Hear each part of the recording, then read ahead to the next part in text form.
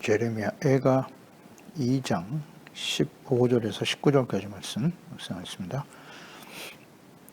2장 15절에서 19절까지 말씀입니다. 말씀 읽겠습니다.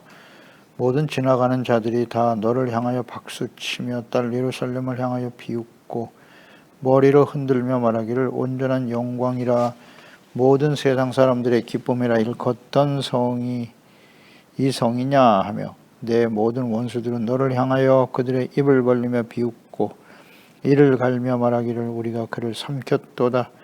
우리가 바라던 날이 과연 이 날이라 우리가 웃기도 하고 보기도 하였도다 하도다. 여호와께서 이미 정하신 일을 행하시고 옛날에 명령하신 말씀을 다 이루셨음이요 긍휼히 여기지 아니하시고 무너뜨리사 원수가 너로 말미암아 즐거워하게 하며 내 대적들의 뿔로 높이 들게 하셨도다.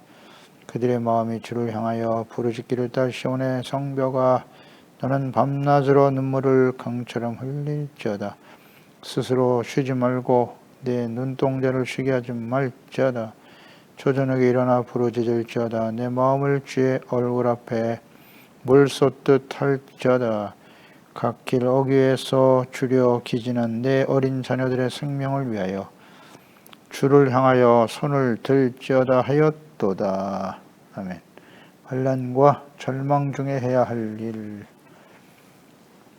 하나님과 그분의 말씀에 대한 믿음이 없는 하나님의 백성들. 오랫동안 기다리시며 선지자를 통해 말씀을 증거하셨지만 하나님께 돌아와 용서받는 일, 의의를 회복하는 일을 거부하고 공의의 심판으로 죽어가는 백성들을 보고 눈물 흘리는 선지자. 이 선지자의 눈물은 곧 하나님의 눈물이고 예수 그리스도의 눈물이셨습니다. 그 원인은 제사장들과 선지자들의 부패와 타락이죠. 그리고 분별하지 못하고 따르는 완악하고 무지한 백성들, 결국 하나님의 진노하심을 촉발하게 된 것이고 하나님의 공의가 실행되었습니다. 그래서 이러한 비참한 결과를 맞이하게 되었다. 그래서 하나님의 백성들을 하나님의 공의의 심판을 받아 절망과 사망과 두려움과 고통과 슬픔에 처하게 한 중요한 원인 제공자 거짓 선지자들이죠. 그들은 헛되고 어리석은 묵시를 보았고 철저하게 자기중심이죠. 자기가 원하는 대로 하나님의 말씀을 인용하려고 하는 잘못된 믿음이죠. 죄악에서 돌이키지 못하게 했습니다. 거짓 경고와 미혹만을 따르게 했다. 거짓 선지자들의 특성이죠. 하는 일, 사탄의 종들이 하는 일입니다. 죄에 대한 하나님의 공의의 심판, 누구보다도 마귀가 잘 알죠. 사탄이. 하나님께 범죄하면 에덴 동산에서 쫓겨나고 사망이 선포된다는 사실, 하나님은 공의를 실행하시는 분인 걸 잘 알고 있어요, 마귀가. 사탄이 하는 일은 간단해요. 범죄하지 않는 사람은 없어요. 죄를 짓고 그것을 정당하고 핑계대게 만드는 거죠. 아담과 하와처럼. 회개하고 돌이키면 용서받는다는 걸 알잖아요. 그러니까 마음을 완악하게 하는 겁니다. 속이는 거죠. 죄를 일반화시키고 진실한 마음으로 회개하고 돌이키지 못하게 하는 겁니다. 그게 사탄이 하는 일이에요.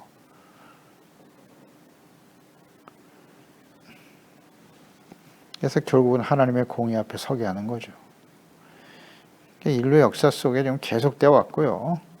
특히 이 마지막 때에 천국 복음이 땅끝까지 모든 민족에게 전파되어야 하는 이 시기에 더욱 기승을 부리고 있는 겁니다.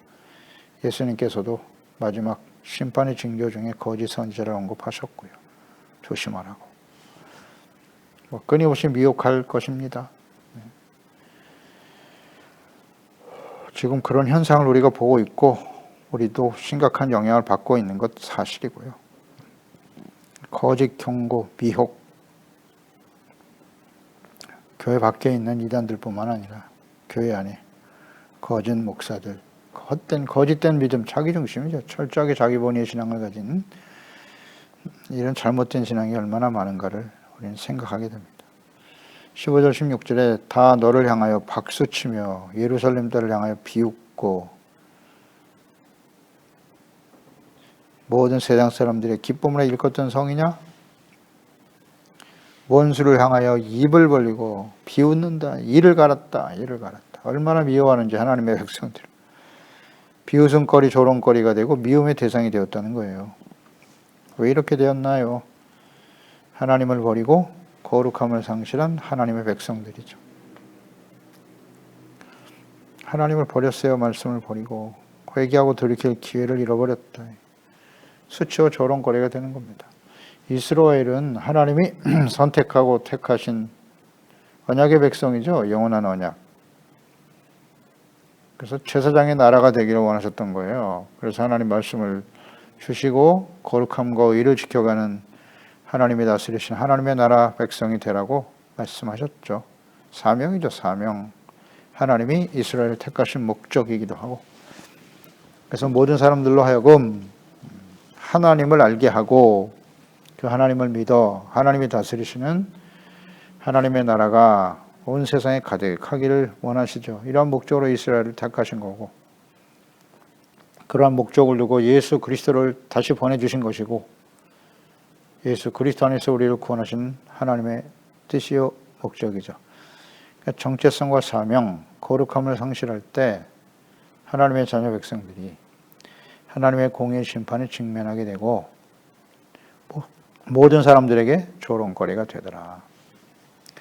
그러니까 하나님의 자녀, 하나님의 택함 받은 하나님의 자녀, 하나님의 다스림을 받는 하나님의 백성들은 그 삶의 목적이 하나님의 영광입니다. 하나님의 영광을 나타내는 것이에요. 그럼 어떻게 하는 것이 하나님의 영광을 나타내는 일일까요? 중요하면서 아주 근본적인 질문. 오직 자신의 욕망과 성취와 성공을 통해서 그걸 얻기 위해서 불의를 행하면서도 자신의 영광만을 추구하려고 하는 하나님의 자녀들. 세상에서 부국 강병을 이루고 누구도 그 어떤 나라도 범접할 수 없는 강력한 나라, 그게 영광일까요? 그게 영광인가요? 솔로몬이 가장 영광스러운 이스라엘의 다윗과 솔로몬 시대를 누리며 살았는데 가장 영광스러운 시대였죠. 그 원인이 무엇이었습니까? 하나님이 다스리시는 하나님의 나라, 하나님을 경외하는 하나님의 자녀 백성들이 되었을 때 주신 하나님의 은혜의 결과였던 것이죠. 근데 부와 영광, 부국 강병이 그 자체가 영광인 것처럼 착각했을 때 솔로몬은 부패하고 타락하게 되었고 성전의 우상이 세워지고 결국 나라가 분열되고 버려지게 되는 거예요. 이걸 알아야죠. 크고 화려한 교회를 짓고 세상에서 출세하고 명예와 부를 얻은 사람들이 교회에 가득하고 그게 영광입니까? 그게 하나님의 영광일까요? 잘못 알고 있단 말이에요. 하나님의 영광을 나타내는 것은 하나님의 자녀답게 살아가는 거예요. 마태복음 5장 16절 이같이 너희의 빛이 사람 앞에 비치게 하여 그들로 너희 착한 행실을 보고 하늘에 계신 너희 아버지께 영광을 돌리게 하라. 너의 성공과 출세와 명예와 권력을 보고 부요한 것을 보고 하나님께 영광을 돌리게 하라. 착한 행실입니다. 하나님의 말씀을 잘 지켜 순종하는, 너희는 세상의 빛이라고 했지 않습니까? 빛의 열매는 착함, 의로움, 진실함에 있느니라. 이런 열매를 통해서 하나님께 영광을 돌려야죠.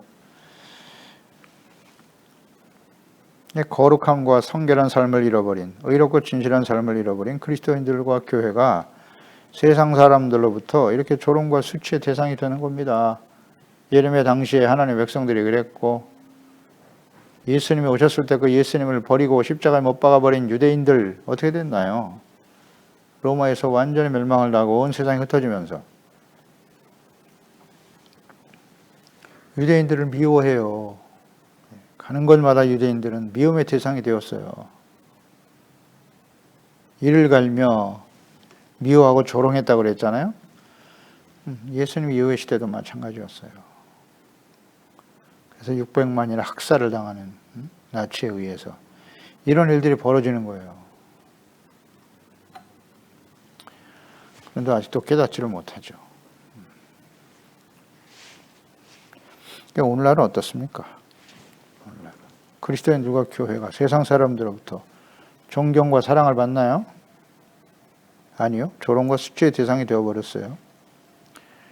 그리스도인이라고 하는 사실을 밝히기가 부끄러워요. 고개를 들 수가 없어. 그런 시대가 되어버렸어요.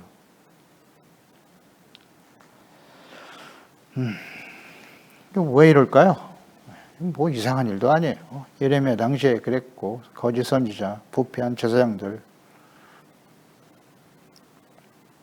그들 때문에 하나님의 자녀 백성들이 공의 심판 앞에 서게 되었던 거고, 예수님 당시도 마찬가지고 모든 시대 역시 마찬가지죠. 부패한 성직자들, 오늘날 교회도 마찬가지예요. 그 길을 가고 있는 겁니다. 지금 하나님의 진노의 심판이 임박한 시대는 가면 갈수록 더욱 심화될 것이다. 거짓 목자들, 이단과 거짓 목사들은 더욱 판을 칠 것이고, 그들이 주장하는 게 뭐냐? 죄에 대해서 지적하지 않아요. 책망하지 않습니다. 회개하라는 말씀을 전해야 되는데 이 마지막 때는 그 말을 전하지 않고 거짓된 평안과 승리를 말하죠. 성공, 출세, 부와 영광을 말하죠. 아이고, 그게 하나님의 뜻이라고 어떻게 이 거짓에 속아 넘어갑니까? 권력의 중심에 서고 부와 권력을 얻으면 그게 영광입니까? 하나님 영광을 나타내는 거예요? 이걸 이해를 못하나요? 못해요. 어쩔 수 없어요. 그 분별이 안 되기 때문에 과거의 이스라엘 백성들처럼 되는 거고, 예수님 당시의 백성들처럼 로마에서 멸망을 당하는 거고, 수치와 조롱거리가 되는 겁니다. 교회가. 자기들 나름대로는 우리가 하나님의 백성이고 하나님의 나라를 외치고, 그런데 조롱과 멸시의 대상이 되고 말죠. 왜 이렇게 되었느냐는 거예요. 왜? 유다의 성군이었던 히스기야 왕이 패역했던 아버지 아하스 왕에 이어서 왕위에 올랐죠. 그의 아버지 아하스 왕은 아주 패역한 왕이었어요. 우상 숭배자였죠. 그런데 히스기야와 같은 아들이 나왔어. 하나님의 은혜죠. 그가 제사장들을 모아놓고 하는 말이 역대하 29장 2절 이하에 나와 있죠. 히스기야가 그의 조상 다윗의 생실과 같이 여호와 보시기에 정직하게 행했다. 첫째 달에 여호와의 전 문들을 열고 수리했다. 성전을 수리했어요. 제사장들과 레위 사람들을 동쪽 광장에 모으고 그들에게 이르되, 레위 사람들아, 내 말을 들어라. 이제 너희는 성결하게 하고 또 너희의 조상들이 하나님 여호와의 전을 성결하게 하여 그 더러운 것을 성소에서 없애라. 우리 조상들이 범죄하여 우리 하나님 여호와 보시기에 악을 행하여 하나님을 버리고 얼굴을 돌려 여호와의 성소를 등지고 또 낭실 문을 닫으며 등불을 끄고 성소에서 분향하지 아니하며 이스라엘의 하나님께 번제를 드리지 아니하므로 여호와께서 유다와 예루살렘에 진노하시고 내 버리사 두려움과 놀람과 비웃음거리가 되게 하신 것을 너희가 똑똑히 보는 바라. 정확한 이스라엘 백성들의 영적인 상태를 꿰뚫어 보고 있잖아요. 성군 히스기야. 그 원인이 뭐냐? 성전이 우상으로 더럽혀졌고 제사장과 레위인들이 그 정체성과 사명을 상실하고 악을 행했다는 거예요. 그래서 이스라엘이, 유다가 두려움과 놀람과 비웃음거리가 되어버렸다고. 하나님 버리셨다고. 진노하셨다고. 정확하게 알고 있네요. 히스기야가 했던 것 같이 환난과 절망 중에 수치와 멸심을 당하게 된 하나님의 백성들에게 지금 경고하고 있는, 애통해하며 안타까며 경고하고 있는 예레미야 선지자. 그러면 환난 중에, 절망 중에 해야 할 일은 무엇일까요? 18절 이하에 잘 나와 있죠. 그들의 마음이 주를 향하여 부르짖기를, 딸 시온의 성벽아, 나는 밤낮으로 눈물을 강처럼 흘릴지어다. 스스로 쉬지 말고 내 눈동자를 쉬게 하지 말지어다. 주를 향하여 부르짖어 기도하래요. 부르짖어야죠. 뭐 절망인데 지금요. 소망이 없어 보여요. 이방인에게 짓밟혀 성전이 불타버리고 예루살렘은 폐허가 되고 자녀들은 가족들은 죽어가고 절망이죠. 절망의 어둠입니다. 이때 해야 할 일이 뭐냐? 주를 향하여 부르짖어 기도하라. 부르짖어 기도할 수밖에 없겠죠. 이 상황에서. 그런데 너무 큰 절망과 시련을 당하게 되면요. 기도도 안 되죠. 마음이 아주 더 완악해지거든요. 마음이 다쳐요. 하나님에 대해서. 하나님이 어찌하여 우리에게 이렇게 하실 수가 있는가. 그래서 더 마음이 다친다고요. 근데 주를 향하여 부르짖어 기도해야 됩니다. 어떤 기도를 드려야 할까요? 어떤 기도를 해야 할까요? 부르짖어 기도할 때. 이것은 곧 우리가 환난과 절망을 만날 때, 시련을 만날 때 우리는 어떤 기도를 드리고 있나요? 밤낮으로 눈물을 강처럼 흘릴지어다. 이 눈물의 의미는 무엇이죠? 회개죠, 회개. 회개의 눈물로 기도하라는 뜻이에요. 쉬지 말고 눈동자를 쉬게 하지 말라 그랬어요. 쉬지 말고 기도해야 되고 부르짖어 기도하게 되는 거고 눈동자를 쉬지 말게 하라. 눈동자를 쉬게 하지 말라는 저는 이렇게 묵상이 돼요. 주야로 하나님의 말씀을 묵상하라는 겁니다. 말씀을 묵상하고 오직 구원이 되시는 하나님을 바라봐라. 믿음의 주요 온전케 하시는 예수 그리스도를 바라보자. 관심을 바꾸는 거예요. 마음, 관점을 바꾸는 거예요. 볼관자 마음 심자. 관심, 우리의 마음을 어디에 두고 있어요? 마음은 건 눈으로 나타나는 거죠. 보는 것이 마음에 영향을 주는 거니까. 우상만 바라보고 있었잖아요. 세속적인 영광만 바라보고 있었잖아요. 하나님을 바라봐야죠. 하나님을. 그리고 하나님을 향하여 진실한 마음으로 회개의 눈물을 흘리며 기도하라는 뜻이겠죠? 그렇습니다. 환난과 시련을 당할 때 주여 이런 환난과 시련을 속히 제하여 주시고 이전의 삶으로 돌아가게 하시고 이전보다 더 나은 축복을 누리며 살게 하여 주시옵소서. 이런 기도 많이 하잖아요. 코로나19 팬데믹이 너무나 길어지니까 일상으로 돌아가게 해주시고 이전보다 더 나은 삶을 살아갈 수 있도록 갑절의 복을 내려 주시옵소서. 과연 그럴까요? 이런 환난과 시련을 당할 때 우리는 이런 기도를 드려야 하나요? 그런 기도를 드리고 있지 않나요? 물론 필요하죠. 그러나 먼저 우리가 드려야 될 기도가 있다. 기도의 우선순위. 하나님의 이름이 거룩히 여김을 받으시고 하나님의 나라와 뜻이 나의 삶 속에 이루어지게 해주세요. 이 땅에 하나님의 뜻이 이루어지기를 원합니다. 하나님의 나라와 하나님의 뜻. 하나님이 다스리시는 하나님의 나라. 하나님의 뜻은 뭡니까? 모든 사람들이 죄를 깨닫고 회개하고 돌이켜 하나님의 다스림을 받는 의의 거룩한 하나님의 자녀 백성이 되는 거죠. 나는 너희 하나님이 되고 너희는 내 백성이 되리라. 보내신 자 예수 그리스도를 믿고 구원받아 영생을 얻고 그 주님을 본받고 따름으로써 주의 영광의 빛을 착하고 이롭고 진실한 삶을 통해서 주의 영광을 나타내라. 하나님의 사람 다윗을 한번 볼까요? 그의 고백과 깨달음. 시편 34편 18절. 여호와는 마음이 상한 자를 가까이 하시고 충심으로 통회하는 자를 구원하시는도다. 정확하게 알고 있죠? 마음이 상한 자를 가까이 하시고 통회하는 자를 구원하신다. 신실한 마음으로 애통하는 마음으로 자신의 죄를 깨닫고 돌이킬 때. 시편 51편 17절. 하나님께서 구하시는 제사는 상한 심령이라. 이거 정확하게 알고 있잖아요. 하나님이여 상하고 통회하는 마음을 주께서 멸시하지 아니하시리이다. 시편 51편은요. 다윗이 밧세바를 통해서 범죄하고 은폐하고 있다가 나단 선지자가 그의 죄를 지적해 주었을 때 지은 시편이 시편 51편이죠. 다윗이 나단 선지자로부터 그 숨겨뒀던 죄악을 공개적으로 드러나게 하셨잖아요. 하나님께서. 그때 간구하는 기도의 내용이죠. 깨달으며 하나님께서 구하시는 제사는 상한 심령이다. 통회하는 마음을 주께서 멸시하지 아니하시리니 주여 저를 불쌍히 여겨 주옵소서. 눈물을 흘리며 밤낮 주님께 기도하며 간구했죠. 그때 하나님이 그를 용서해 주셨어요.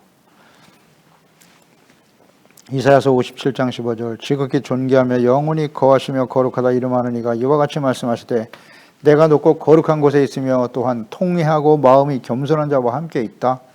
통회, 죄를 깨닫고 회개하며 애통하는 사람이 겸손한 사람이라고. 이는 겸손한 자의 영을 소생시키며 통회하는 자의 마음을 소생시키려 함이니라. 아멘. 통회하는 자의 마음을 새롭게 하신다고요. 히브리서 12장 11절 14절로 연결됩니다. 무릇 징계가 당시에는 즐거워 보이지 않고 슬퍼 보이지만 후에 그로 말미암아 연단받은 자들은 의와 평강의 열매를 맺느니라. 연단이 중요한 겁니다. 죄를 버리고 성결하게 되라는 거잖아요.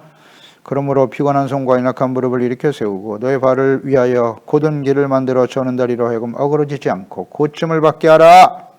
잘못된 길을 바로잡고, 곧은 길이 무엇입니까? 하나님의 말씀을 따라 순종하는 길이죠. 의의 길. 모든 사람과 더불어 화평함과 거룩함을 따르라. 이것이 없이는 아무도 주를 보지 못하리라. 그렇습니다. 화평함과 거룩함이 없이는 주를 볼 수 없어요. 그렇기 때문에 하나님이 징계를 허락하시는 거고, 그 과정을 통해서 연단을 받아 의와 평강의 열매를 맺게 하시는 거죠. 그러기 위해서는 피곤한 손과 연약한 무릎을 일으켜 세우고 기도하라는 겁니다. 하나님 앞에 곧은 길을 만들어라. 좌로나 우로나 치우치며 죄악 가운데 있던 삶을 버리고 악한 길에서 떠나 하나님과 그 말씀 앞에 나아가는 거죠. 이게 회개잖아요. 회개. 길을 돌이키는 거죠. 거룩함의 회복. 이것이 우리를 징계하시는 목적이죠. 이것이 없이는 주를 볼 수 없기 때문에 하나님이 사랑하는 자녀들을 징계하시는 겁니다. 하나님의 뜻은 뭐다? 눈물 흘리는 겁니다. 회개하고 돌이켜 기도하라. 우리의 기도는 항상 여기에 초점이 맞춰져 있어야 돼요. 우리를 불쌍히 여기소서. 깨닫고 기도해야죠. 주님이 이걸 원하신다고요. 혼란과 시련을 당하고 있을 때. 우리는 예수님의 재림과 마지막 심판이 임박한 시대를 살고 있어요. 그때의 교회들에게 하시는 말씀, 소아시아 7교회로 계속 연결되는 겁니다. 이것이 장차 이제 우리에게 남은 유일한 예언의 말씀의 성취니까. 그렇죠? 모든 말씀은 다 성취됐습니다. 예수님의 재림과 요한계시록의 마지막 심판만 남았단 말이에요. 이루어지겠죠. 소아시아 7교회, 서머나 교회와 빌라델피아 교회는 책망이 없어요. 칭찬을 받은 교회들이었죠. 나머지 5개 교회는 하나님 외치고 계시잖아요. 회개하라고. 에베소 교회, 계시록 2장 5절. 그러므로 어디서 떨어졌는지 생각하고 회개하여 처음 행위를 가져라. 만일 그리하지 아니하고 회개하지 아니하면 조건절. 내가 네게 가서 내 촛대를 그 자리에서 옮겨버릴 거야. 에베소 교회, 첫사랑을 버린 교회죠. 버가목 교회, 2장 16절.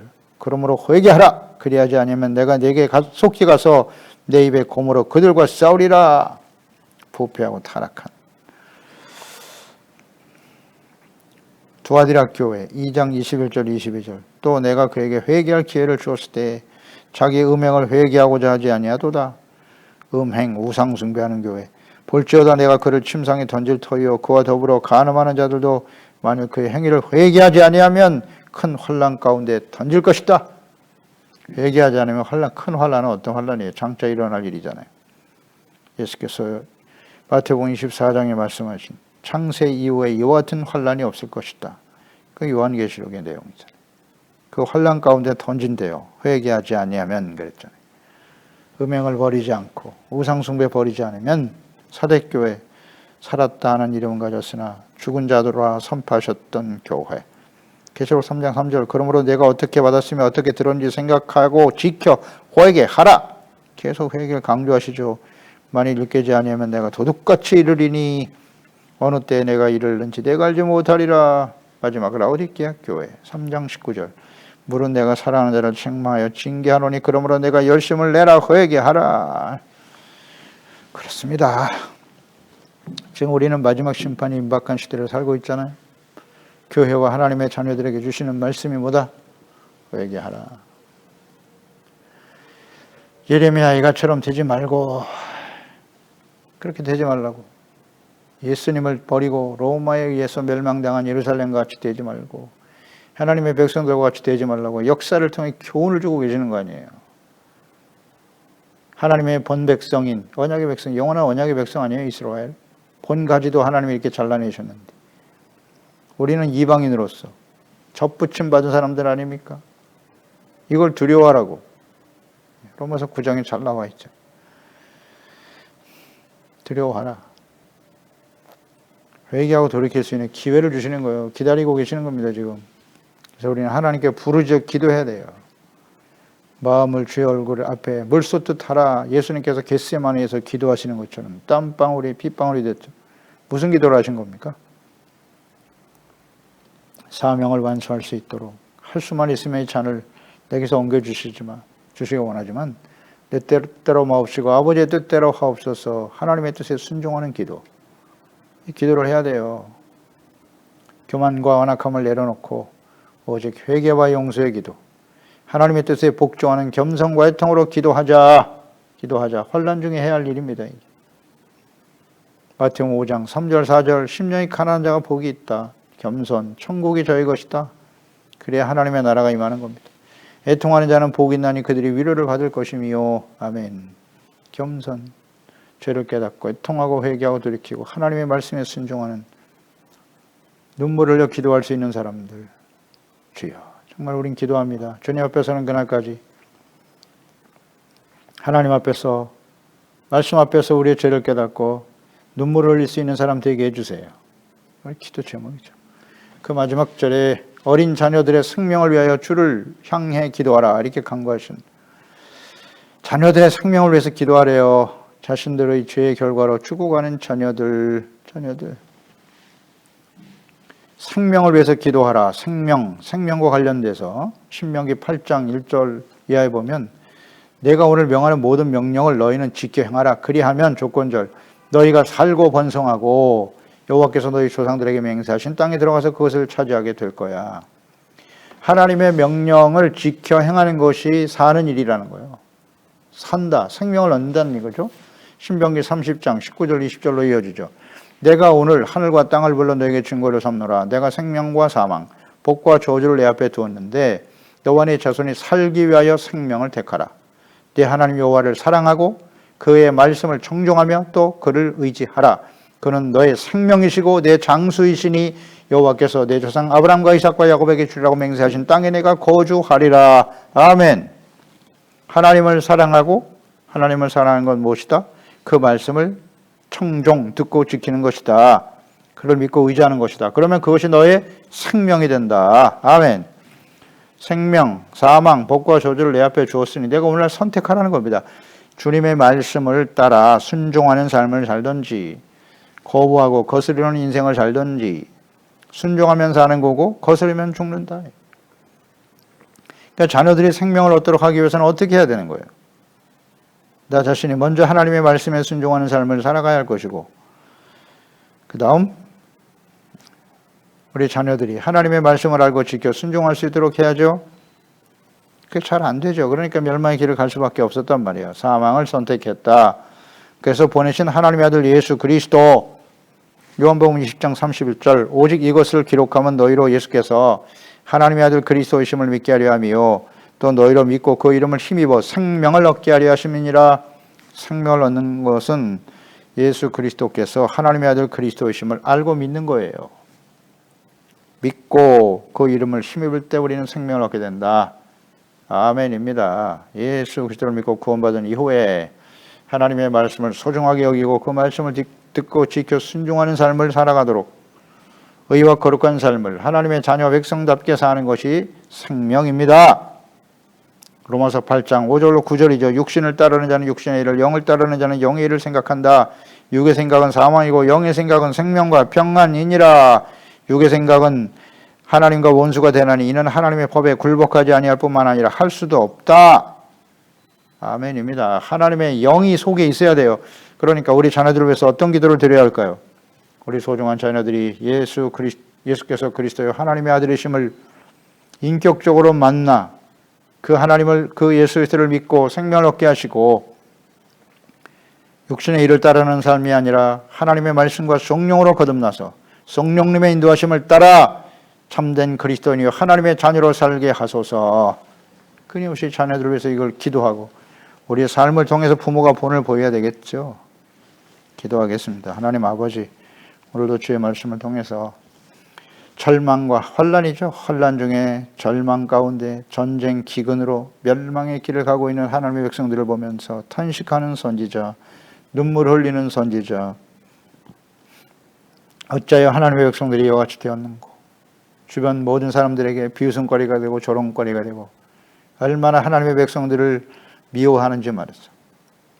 기쁨과 하나님의 영광이 가득해야 될 거룩한 도성 예루살렘, 이렇게 멸망의 길을 가며 조롱과 수치거리가 되었다. 그것은 곧 하나님이 주신 사명, 정체성 상실, 사명 상실이죠. 제사장으로서 살아계신 하나님 앞에 의롭고 거룩한 주의 백성이 되어 하나님을 경외하는 하나님의 자녀 백성으로서 주의 영광을 나타내야 될 하나님의 자녀들이, 백성들이 말입니다. 조롱과 수치거리가 되었다. 이것은 모든 시대에, 예수님 당시에도 그랬고 모든 시대에 계속되었고 오늘도 마찬가지죠. 크고 화려한 교회를 자랑하고 세상의 부와 권력의 중심에 서 있다고 소리치고 자랑하고 그것이 영광이라고 외치고 있으나 자신들의 벌거벗은 수치를 모르더라. 모든 사람들이 교회와 그리스도인들을 조롱하고 멸시하고 비웃습니다. 싫어합니다. 왜 이렇게 되었나요? 과거 예레미야 시대에 하나님의 백성들의 모습과 같지 않나요? 그러므로 아버지, 우리가 이 환난과 절망 가운데 있을 때 어떤 기도를 드려야 되나요? 진실한 마음으로 눈물로 회개하고 돌이키는 기회가 될 수 있게 도와주시옵소서. 우리 소중한 지체와 자녀들 하나님 앞에 겸손하고 주의 말씀 앞에 성령에 감동되어 지혜와 계시형으로 하나님을 알고 하나님 앞에 말씀을 듣고 지켜 순종하는 의롭고 거룩한 빛된 하나님의 자녀, 하나님이 주신 생명 가운데, 그리스도 예수 안에 있는 생명 가운데 살아갈 수 있도록 도와주세요. 예수님의 이름으로 기도드리옵나이다. 아멘.